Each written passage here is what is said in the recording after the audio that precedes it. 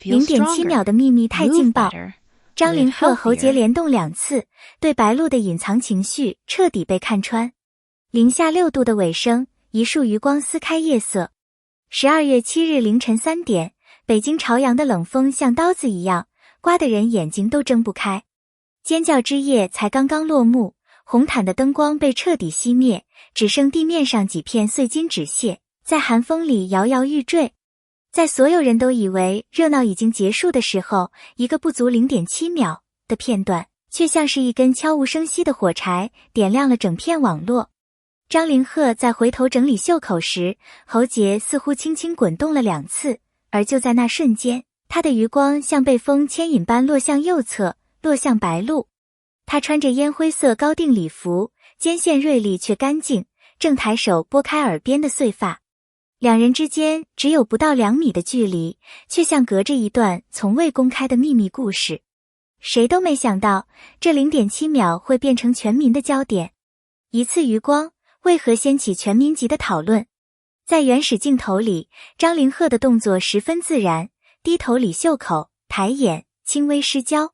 他的视线没有停留太久，却精准落在白鹿的位置上。这本是一个普通的不能再普通的小动作，可高清镜头的无情放大让这束余光多了几分故事感。白鹿在旁边轻声与同行对话，裙摆被风轻轻撩动，他没有转头，没有回应，也没有任何戏剧化反应。但越是这样，网友越能捕捉到一种隐秘的情绪，心意未说出口，却藏不住。技术流登场， 0.7秒被拆成100种解析。事件发酵的速度比风还快。B 站的技术派把镜头放慢到 0.125 倍速，说自己看到了喉结滚动2次。抖音的测温档用滤镜分析，他眼角温度升高了 0.8摄氏度。甚至有人贴出所谓袖扣证据，原来张凌赫拇指玛萨的那枚仿古银扣，据传曾是白鹿送的。当细节被不断拼接、放大，网友的情绪也开始发酵。一个简单小动作被演绎成一场情绪漩涡。深夜车库的10厘米，没有声音却最暧昧。当所有讨论还停留在偷瞄时，狗仔的一段直播把事件推向了另一个高潮。白鹿的商务车散场后没有直接离开，而是在地下车库绕了2圈。在某个拐角，他的车与张凌赫的阿尔法擦肩而过。有人说，2辆车同时降下了大约10厘米的车窗。没有画面，没有对话，只有一句模糊的形容，像一场只有风听见的对话。越是朦胧，越容易让人遐想。全民显微镜时代，每一帧都被重新书写。短短几个小时内，各个平台出现了无数二创。微表情拆解图，眼神轨迹模拟动画。如果有人这样看我立刻架搞笑视频。心动指数曲线图，甜度测量仪。网友们仿佛把自己的青春、暧昧、心动都投射进这 0.7秒的余光里。热度如雪崩般堆叠，最终登上热搜榜首。48小时破18亿阅读，为什么大家都停不下来？2天之内，与这件事相关的阅读量突破18亿，讨论超过600万条。有人说，这不是偷瞄，这是心跳失守。0.7秒能看出一整部小说。在信息爆炸的时代，人能被一束余光吸住注意力，本身就说明了那一刻有多特别。它击中了人类共同的记忆。我们都曾有过那样的瞬间。当事人的反应既不捆绑，也不逃避。面对满城风雨，2位当事人都没有选择激烈回应。张凌赫在直播里摊手调侃：“你们写得太精彩了，要不要给我分点稿费？”白鹿则晒自拍，笑说：“想收图费的请排队。”轻松、干脆，不添火也不灭火。这才是成年人最聪明的处理方式。粉丝生态，3种情绪同时发酵。事件之后，粉丝阵营明显分成3派。CP 粉情绪最激动，他们整理相似物件合集，从耳机到外套，从杯子到手链，仿佛每个细节都有暗号。伪粉克制理性，他们强调演员的私人关系不该被过度解读。路人最轻松的吃瓜者，内娱卷到眼神检测赛道了，下一步是不是测心跳？同样的瞬间，却被千万人读出不同的故事。3年的纠葛，没有明说，却从未消失。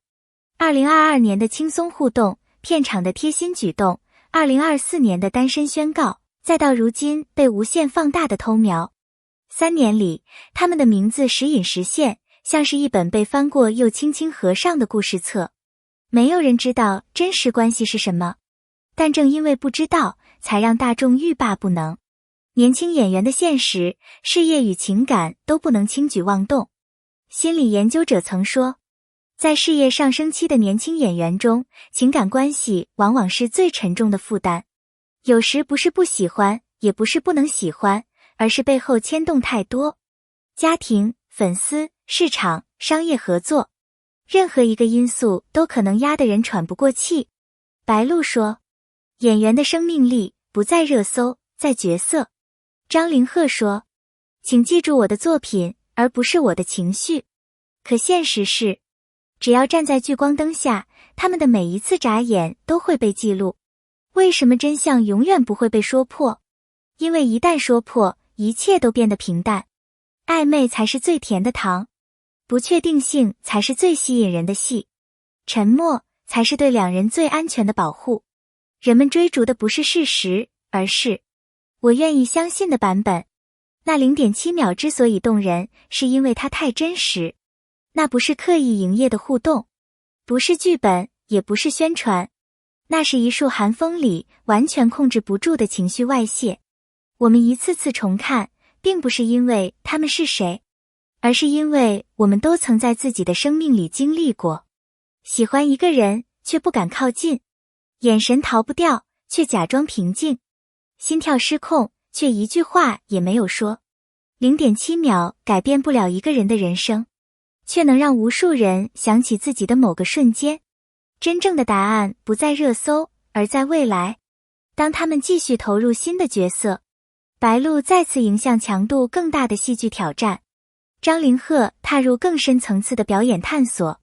当观众重新被角色吸住，那些关于偷瞄、温差、车窗缝的喧嚣，终将像凌晨3点的雾气自然散去，留下的不是绯闻，而是他们作为演员的生命力和这段短暂却闪着余光的记忆。感谢你读完这段故事。如果你愿意看到更多这样的真实解析、情绪细节、幕后观察，欢迎在评论里留言，说说你对 0.7 秒偷瞄事件的看法。你的每一句话都可能成为下一段故事的开端。